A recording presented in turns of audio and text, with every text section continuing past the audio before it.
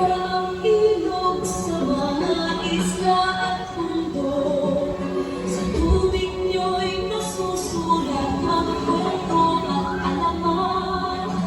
Parang mga guhit sa aming mga balat. Nagdambal ng tadhana ang buhay naming lahat.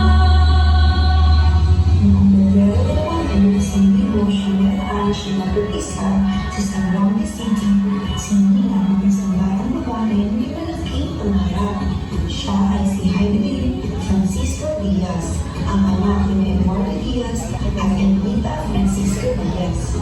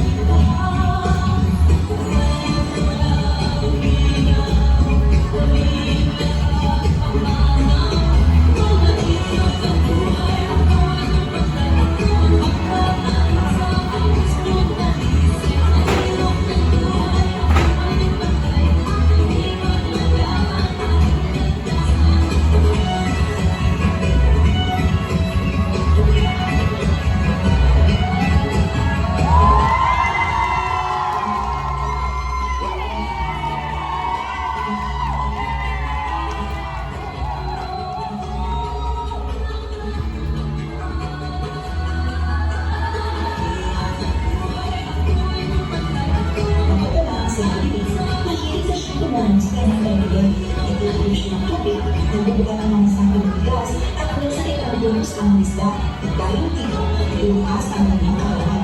Ngunit higit pa po, tumipalang ng loob at isahan. Ano ng inspirasyon at nagtulong sa kanya na ulit ay ganun Princess Karen Diaz. Si una, mangalata at kapoy lang, ang gamit niya at naliwala silang pagpiling order. Pero yun, hindi lang kay Jaime. Kasi siya nasasanay araw-araw at naniniwala darating ang panahon na magiging kapulong siya. Sa ikalawa ng dito, lumaban si Jaime sa kapulong. Ladies and gentlemen, let's get ready to rumble. Fourth consecutive appearance in the Olympics is selected for Jaime Diaz.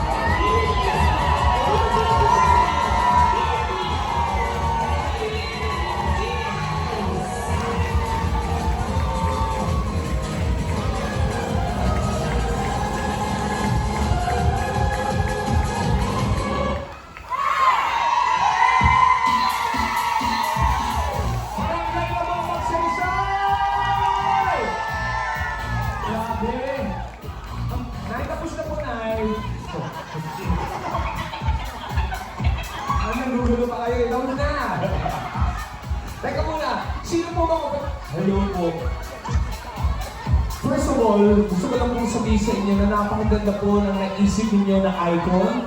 For the past few performances po ng ating mga districts, usually, ang mga napili lang icon ay mga may edad na at mga hindi na masyadong buhay. Like si Tandal Sora, Gabriela Silang, Apo Wangod. Buhay pa si Apo Wangod kasi he's already 100 plus years old. You have a modern take of a Filipina icon, Heidelin Diaz, the first Filipina to ever get a gold medal in the Olympics. Palakpakan naman natin para ngayon po magsaysay. Kaya po ba kayo naka-gold? Dahil kasi siya yung first na naka-gold. Yes po, magandang umaga po sa inyo lahat mula po sa Barangay Ramon, Magsaysay. Ang napili naming babaeng Pilipina ay si Heidelin Diaz. Kasi po, meron po siyang determinasyon, tapang na pinapakita bilang sa ating kababayan yan. Kaya kami dito sa